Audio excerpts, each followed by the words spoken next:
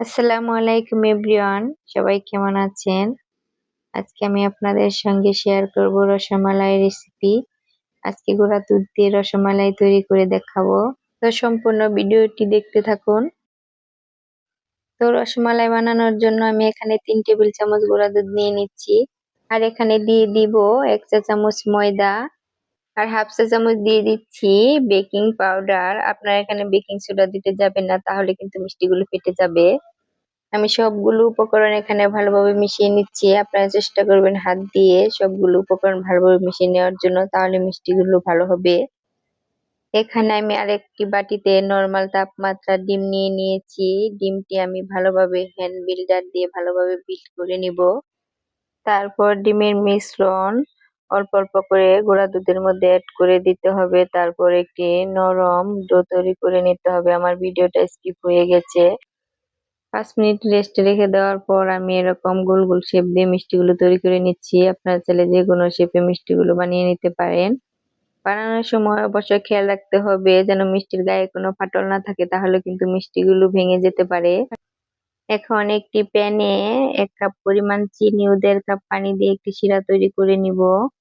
চিনির শিরাটা ভালোভাবে জাল করে নেওয়ার পর আমি এখানে মিষ্টিগুলো দিয়ে দিব। মিষ্টিগুলো দেওয়ার পর কিন্তু বেশি নাড়াচাড়া করা যাবে না, তাহলে কিন্তু মিষ্টিগুলো ভেঙে যাবে। এখানে আমি এক এক করে সবগুলো মিষ্টি দিয়ে দিচ্ছি।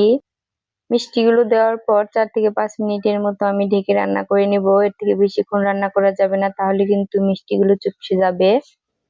এখন আমি মিষ্টিগুলো ঢাকনাটা খুলে দেখাচ্ছি। দেখেন মাশাআল্লাহ, মিষ্টিগুলো ফুলে ডাবল হয়ে গেছে। আপনারা কিন্তু এর থেকে বেশিক্ষণ মিষ্টিগুলো জাল করতে যাবেন না, তাহলে কিন্তু মিষ্টিগুলো ভেঙে যেতে পারে।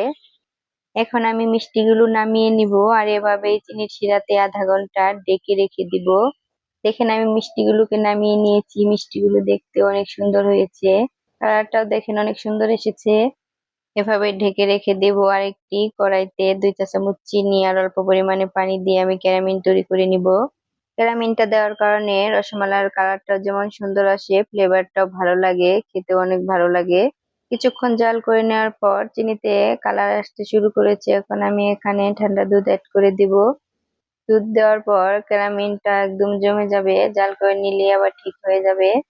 দুধ ঢেলে নেওয়ার পর ভালোভাবে নেড়ে চেড়ে জাল করে নিচ্ছি। আরো 1 কাপ দুধ এখানে আমি অ্যাড করে দিচ্ছি। এগুলো ফুল মিল্ক ক্রিম গরুর দুধ। এখানে আমি 1 টেবিল চামচ গুঁড়া দুধ নরমাল পানি দিয়ে মিশিয়ে অ্যাড করে দিচ্ছি। ফ্লেভারের জন্য দিয়ে দিয়েছি 2টো এলাচ। দুধটা ভালোভাবে জাল করে ঘন করে নিব। মালাইটা ঘন হলে রসমালাইটা খেতে বেশি ভালো লাগে। আপনারা অবশ্যই এভাবে বাসায় ট্রাই করবেন। আমাদের রেসিপিটা অবশ্যই আপনাদের ভালো লাগবে। দুধ ভালোভাবে জাল করে নেওয়ার পর এখানে আমি আরো একটু গুঁড়া দুধ অ্যাড করে দিলাম। গরুর দুধের সঙ্গে গুঁড়া দুধ মিশিয়ে দিলে রসমালাইয়ের মালাইটা খেতে আরো বেশি ভালো হয়। গুঁড়া দুধটাকে ভালোভাবে মিশিয়ে নেওয়ার পর এখানে আমি 1 টেবিল চামচ কনডেন্স মিল্ক অ্যাড করে দিব। দেওয়ার পর ভালোভাবে নেড়েচেড়ে মিশিয়ে নিচ্ছি, যাতে এটা দুধের সাথে ভালোভাবে মিশে যায়। আমাদের এই রেসিপিটা যদি আপনাদের কাছে ভালো লেগে থাকে, তাহলে অবশ্যই একটা লাইক, কমেন্ট ও শেয়ার দিয়ে দিবেন। আর আমাদের চ্যানেলটাকে অবশ্যই সাবস্ক্রাইব করে রাখবেন, যাতে করে নতুন ভিডিওটা দেওয়ার সঙ্গে সঙ্গে আপনারা পেয়ে যান।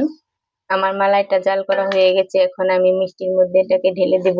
মালাইগুলো ঢেলে দেওয়ার পর মিষ্টিতে ভালোভাবে ঢেকে 3-4 ঘন্টা অপেক্ষা করতে হবে, তাহলে মিষ্টিগুলো মালাইটাকে ভালোভাবে চুপ করতে পারবে। দেখেন ফাইনালি রেডি হয়ে গেছে আমাদের এই রসমালাইটা। এটা দেখতেও যেমন সুন্দর, খেতেও অসম্ভব মজার হয়েছিল। তো গুঁড়া দুধ দিয়ে সহজেই বাসায় আপনারা এভাবে রসমালাই তৈরি করে নিতে পারবেন। সবাই অনেক বেশি ভালো থাকবেন। চলে আসবো আরেকটি নতুন রেসিপি নিয়ে। আল্লাহ হাফেজ।